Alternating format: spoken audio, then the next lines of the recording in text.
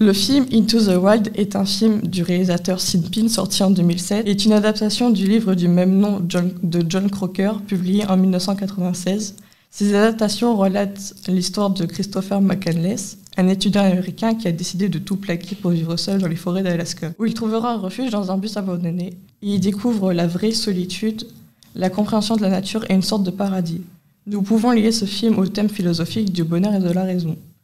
En effet, Christopher, en survivant dans la nature sauvage, a trouvé la paix intérieure et le bonheur qu'il avait tant recherché qui lui semblait impossible dans la société dite classique capitaliste américaine.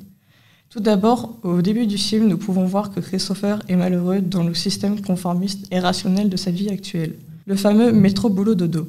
Pour nos sociétés actuelles, ce sont des principes qui nous rapprochent le plus de bonheur, mais pas pour Christopher. C'est avec ce rejet du conformisme qu'il décide de partir seul en autostop jusqu'en Alaska.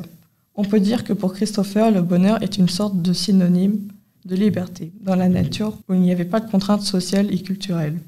L'expérience de Christopher peut être vue comme une quête de soi, une quête spirituelle à la recherche du bonheur parfait. En vivant dans la nature, Christopher vit une vie simple. Il peut vivre le moment présent loin de la société qui va toujours plus vite. C'est une forme de bonheur car loin de la vie en société et du stress qu'elle peut créer un bonheur absolu, car Christopher vit pour lui et non pour la société. Mais cette déconnexion totale peut avoir des conséquences. Il s'en rend compte que le bonheur n'est pas la solitude totale et que l'être humain est un être sociable qui a besoin d'être entouré pour être un être heureux et sain.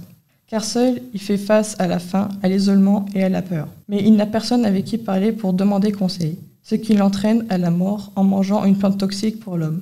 En effet, Christopher se rend compte que le bonheur n'est pas seulement spirituel ou dû aux expériences vécues, mais aussi rationnelles, qu'en partageant des moments de bonheur, nous pouvons les vivre amplement. Et vivre des expériences fortes avec des êtres chers comme la famille ou les amis.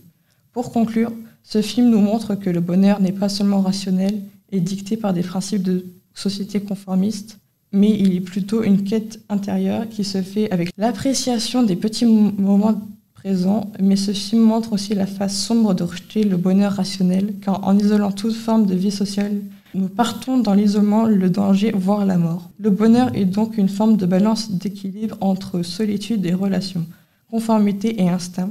En effet, avant de mourir, Christopher a écrit « Happiness only real when shared ». Nous pouvons le voir comme la thèse d'Aristote, selon laquelle l'homme, par nature, a besoin de vivre en société, pour laquelle, selon Aristote, les hommes qui vivent en dehors de la cité sont vus comme des bêtes, entre guillemets, ou des brutes, entre guillemets. Mais ces hommes qui ne sont pas des hommes aux yeux d'Aristote, car la nature de l'homme est d'être en société et donc de s'associer avec d'autres êtres humains.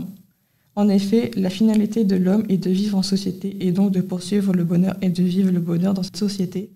Un individu normal ne voudrait pas fuir ce bonheur et cette société.